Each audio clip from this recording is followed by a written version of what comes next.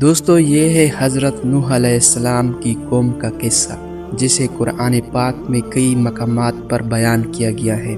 آئیے دیکھتے ہیں کہ اللہ تعالیٰ نے ہمیں اس واقعہ سے کیا سبق دیا۔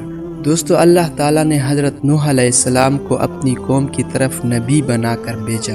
آپ نے اپنی قوم سے فرمایا، اے میری قوم، صرف اللہ کی عبادت کرو، اس کے سوا کوئی معبود نہیں۔ اگر تم باز نہ آئے تو بڑے دن کے عذاب سے ڈرتا ہوں۔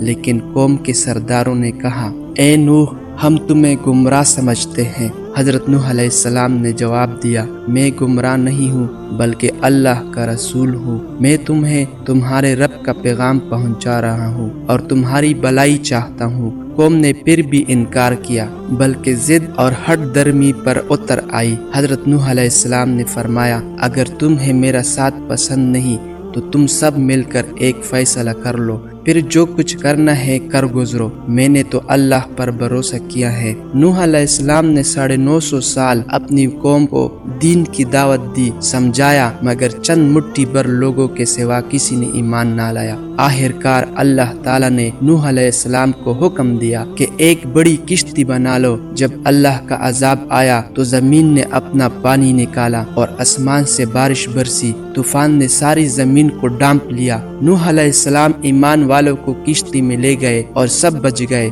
لیکن جنہوں نے اللہ کی نافرمانی کی وہ سب غرق ہو گئے، یہاں تک کہ نوح علیہ السلام کا بیٹا بھی کافروں کے ساتھ ڈوب گیا، کیونکہ اس نے ایمان قبول نہ کیا۔ اللہ تعالیٰ نے نوح علیہ السلام اور ان کے ساتھیوں کو نجات دی اور باقی سب کو ختم کر دیا۔ دوستو، یہ واقعہ ہمیں سکھاتا ہے کہ اللہ کے نبی کی نافرمانی اور کفر کا انجام ہمیشہ ہلاکت ہے۔ اللہ سے دعا ہے کہ وہ ہمیں اپنی ہدایت پر قائم رکھے کہ نافرمانی اور کفر کا انجام ہمیشہ ہلاکت ہے۔ اللہ سے دعا ہے کہ وہ ہمیں اپنی ہدایت پر قائم رکھے۔